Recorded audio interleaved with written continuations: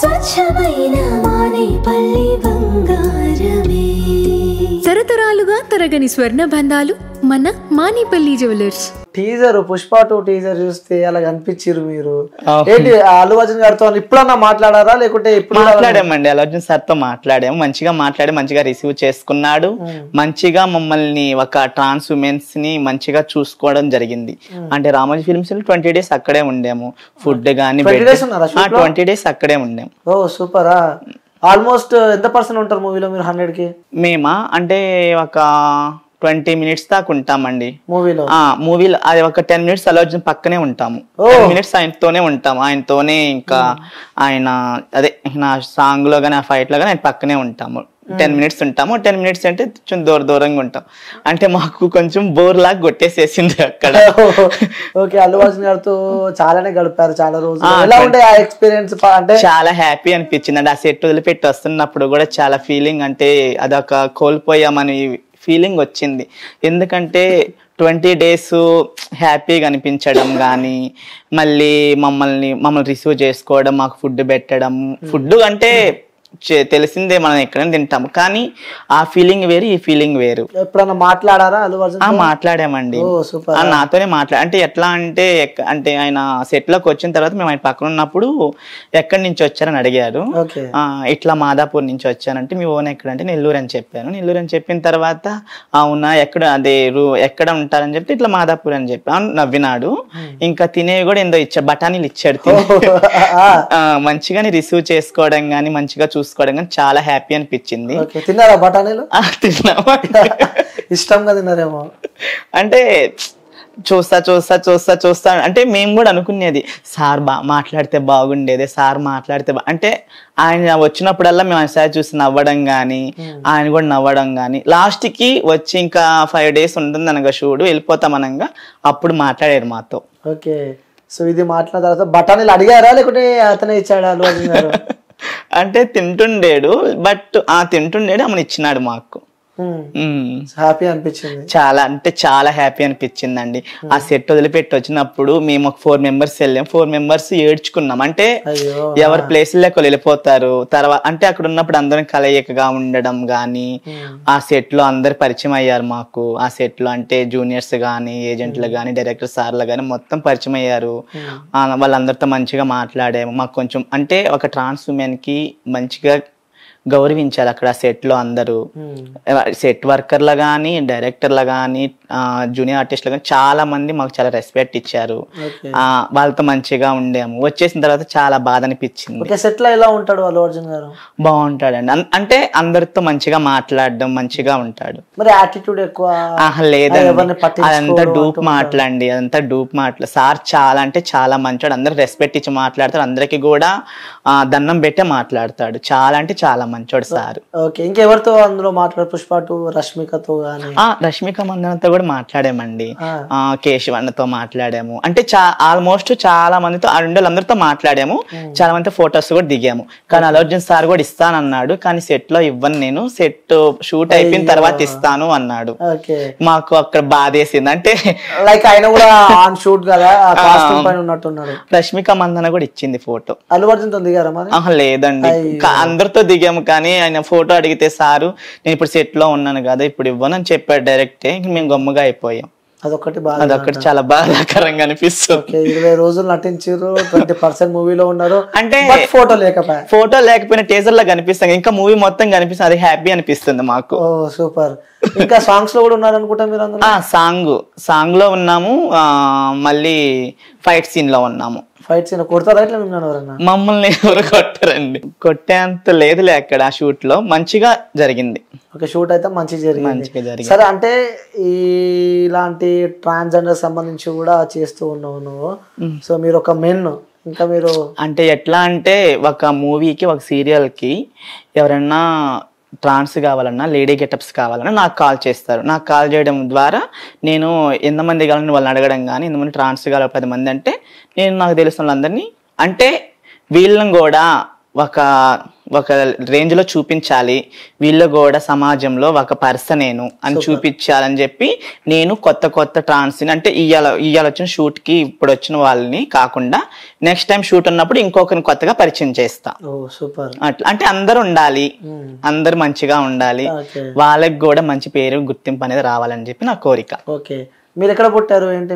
నాది వచ్చి నెల్లూరు అండి. మేము ఒకప్పుడు అంటే అమ్మ పనికి వెళ్తేనే తినాలి అంటే నాన్న వదిలేసేసాడు. ఎప్పుడు అంటే నేను 3 months ప్రెగ్నెంట్ అప్పుడే నాన్న వదిలేసాడు అమ్మని. అమ్మ కడుపులో 3 months అప్పుడే వదిలేసాడు.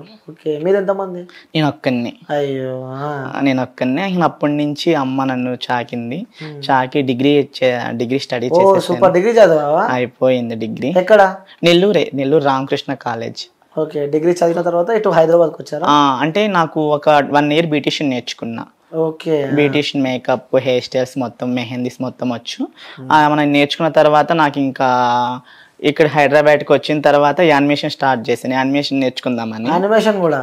ఓ సూపర్. అంటే మా ఊరన్న కన్నా దాంట్లో వేకెన్సీ ఉంది, ఏదో వెళ్తావా అంటే వెళ్తానని చెప్పి వెళ్ళాను. వెళ్ళిన తర్వాత అక్కడ నాకు అంతగా ఏమీ బుర్రకి అంటే ఎవరికి నచ్చింది వాళ్ళు చేస్తేనే మైండ్కి. నాకు అప్పుడు ఏంటంటే నాకు యాక్టింగ్ మీద ఇంట్రెస్ట్ బాగా. అంటే టిక్ టాక్ లో కూడా ఈ మిలియన్స్ లో వచ్చాయి నాకు ఫాలోయింగ్. గూగుల్లో కూడా అఖిలేష్ అకి 9394 కొడితే నా ఈ టిక్ టాక్స్ అన్ని వస్తాయి గూగుల్లో కూడా. ఇక నా అప్పటి నుంచి యాక్టింగ్ మీద ఇంట్రెస్ట్ బాగా. Okay. So single independent women, mummy ఒక్కతే ఉంటుంది, నాన్న వదిలిపెట్టి వెళ్ళిపోయాడు. సో మరి అమ్మని వదిలిపెట్టి మీరు ఇక్కడికి వస్తే అమ్మ పరిస్థితి అంటే అమ్మ దగ్గర అంటే అమ్మమ్మ ఉంది. అంటే అమ్మమ్మ ఏంటంటే మనకి ఇల్లు ఇచ్చింది, అందుకని అమ్మమ్మని చూడాలని చెప్పి అక్కడ అమ్మమ్మని ఇక్కడ తీసుకొచ్చి ఇక్కడ వాతావరణం అంటే ఇప్పుడు కూడా సొంత ఇల్లు అనేది లేదు మనకి. ఓకే. నా కోరిక ఏంటంటే అమ్మ కోరిక ఏంటంటే బిగ్ బాస్ లోకి వెళ్ళేసి రావాలని కోరిక నాకు. బిగ్ బాస్ వెళ్ళాలని కోరిక? అవును. అంటే అమ్మ కూడా కోరిక అంటే ఒక్కసారైనా బిగ్ బాస్ లోకి వెళ్ళి అడుగు పెట్టేసి వచ్చానని కోరిక. మరి వెళ్తావా? ఏమో చెప్పలేను, వెళ్ళాలని ట్రై చేస్తున్నాను. ఓకే. బిగ్ బాస్ వాళ్ళు ఇదే మన వీడియో చూస్తే సరే అక్కిని ఎందుకు బిగ్ బాస్ హౌస్ లోకి తీసుకోవాలి అని అంటే వాళ్ళకి ఏం సమాధానం ఇస్తావు?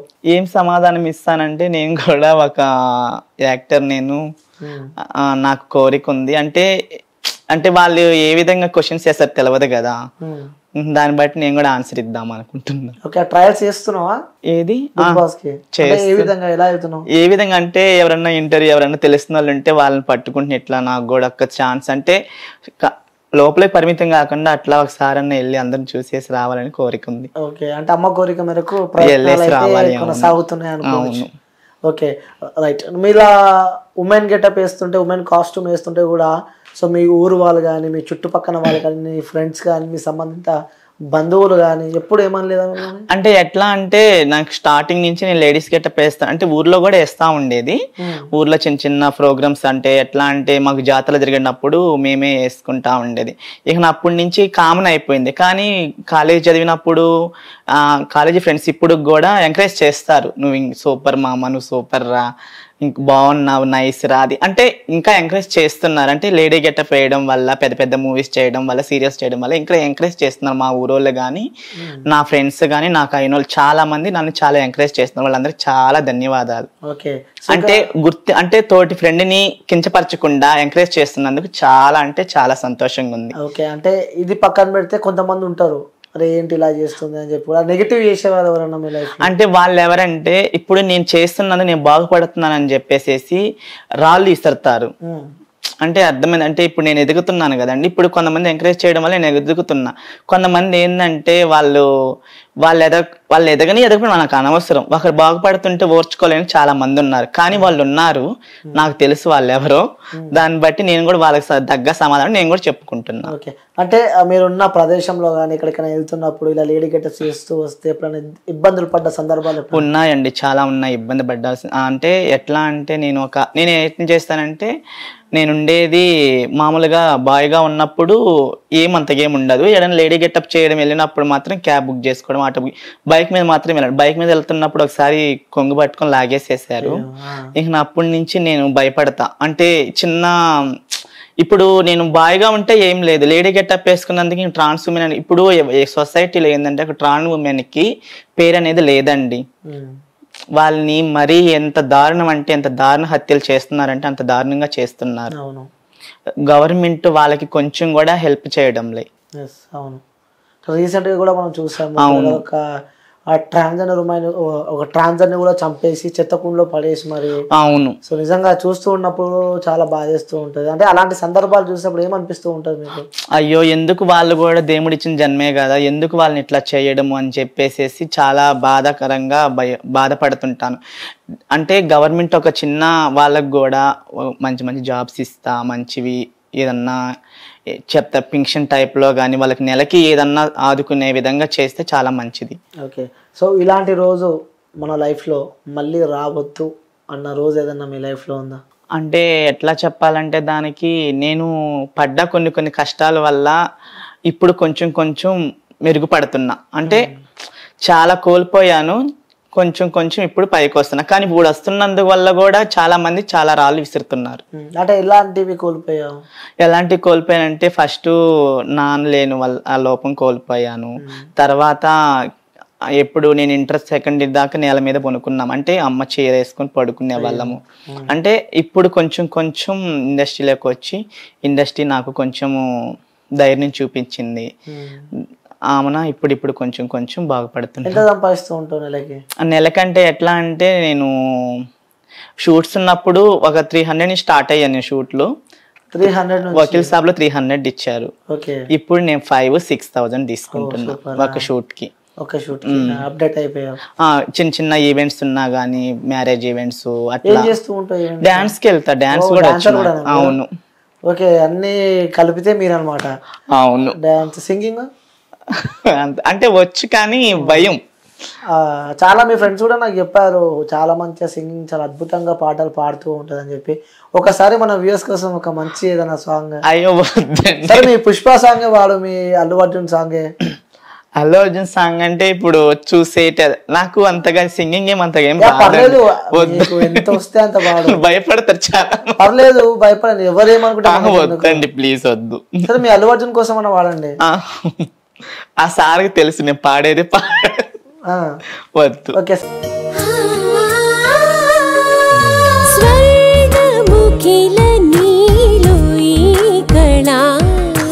వజ్రవైడూర్యాలంకరణం మణిహారం మహాద్భుతం సంతోషమే ప్రతిక్షణము ఇక శుభప్రదముగా నీవు రాగశిరుల వేడుక సంతోషం ప్రతిక్షణం. మానిపల్లి జ్యువెలర్స్.